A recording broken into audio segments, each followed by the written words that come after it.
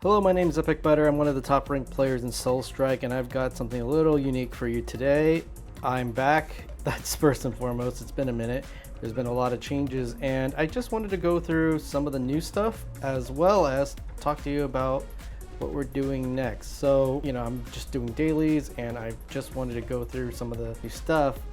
One of the biggest changes has been allies, and what I mean by that specifically is the allied treasures. They are now have included all element boosts, and that particularly has been a massive change due to how impactful that is. So instead of having like a fifth of the treasures being applicable to you, now all of them are.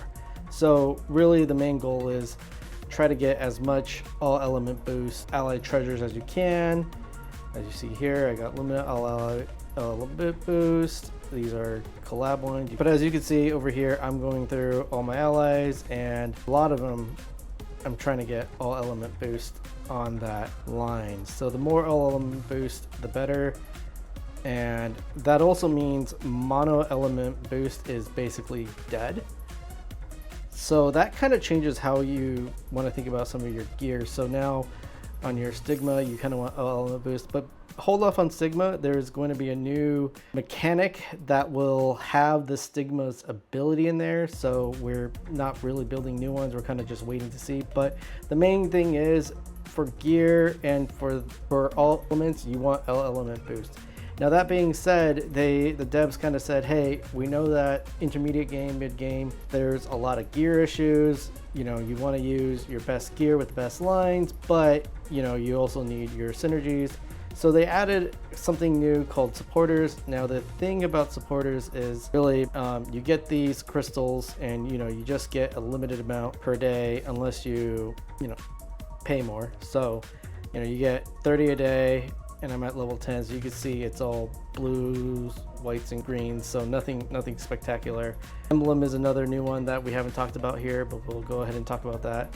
And I will make a more in-depth guide on these specifically, but really I just wanted to go do a quick one. And you just synthesize. At a certain point, you get a pity. So the way to kind of go through it is to kind of almost brute force. It's not really the best, but with supporters, they have some ability on them. So this is what I get when I equip them. So this one's Elion, he gets attack, earth boost, all that stuff. Now what's kind of neat about this is that some of these are inspired by their other game, Arcanic Tactics. So that's where they got some of their art style. So it's kind of fun. So anyway, this one's the one I'm using. A lot of times though, this one will be better just because that all element boost is at 500%. And it's very applicable. There's also like lots of other ones too, so not the only one. That being said, what you need to know here is what's useful. What's useful here is you can use this synergy, the Celestial Tiger, this synergy, well, basically any synergy here. So Tiger synergy, basically the ultimate gear synergy, and the equipment synergy.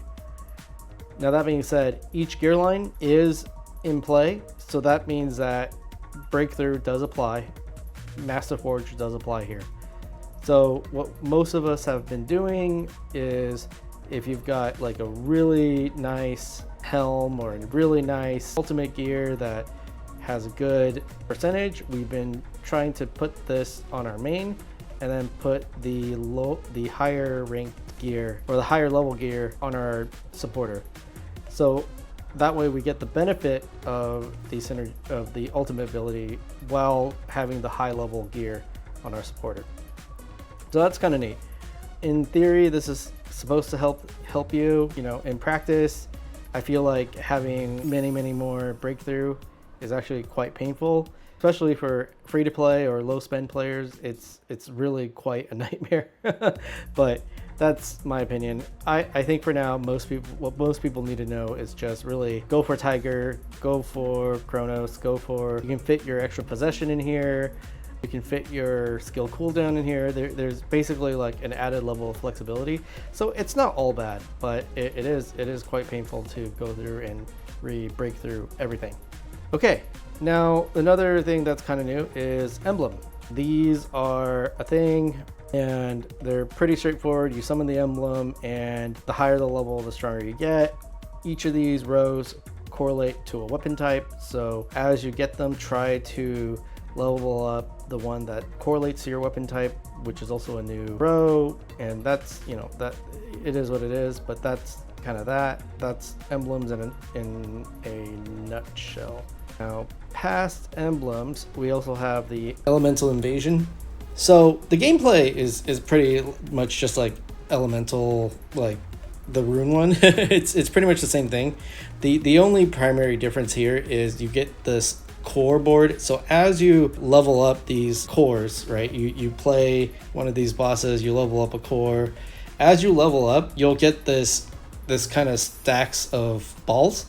And what happens is that, as you can see here, when they touch each other, they multiply their effect. So I got my all element boost times 50. This is not really a great board. I'm still working through it, but what happens is that if you have like a sequence that you like, you can kind of lock it and you can hit shuffle. Now I don't have enough shuffle material, but every week you're gonna get a good amount of shuffle material, or at least some shuffle material. So that's kind of where that's at. So that's that. You also get a chance to draw a monster card every time you get one of those. So every week they'll give you a chest. That chest has like a low percentage chance of giving you a monster card. And those monster cards generally just have all element boost, which is kind of crazy. I honestly don't know who's going to finish it, given that how many you're going to need for efficacy boost. Oh yeah, given that ultimate pets are now a thing, the way to kind of choose your element is to actually kind of look at your element amp. And you don't necessarily want to look at this in the field, because it's going to be kind of, how do I say, obfuscated based off of how you have your setup.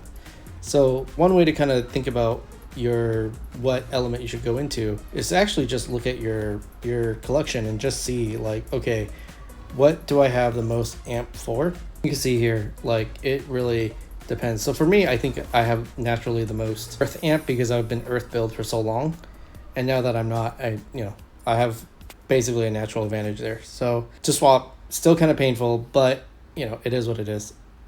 That's kind of that in a nutshell. Now for channel news, I've actually got invited to Korea.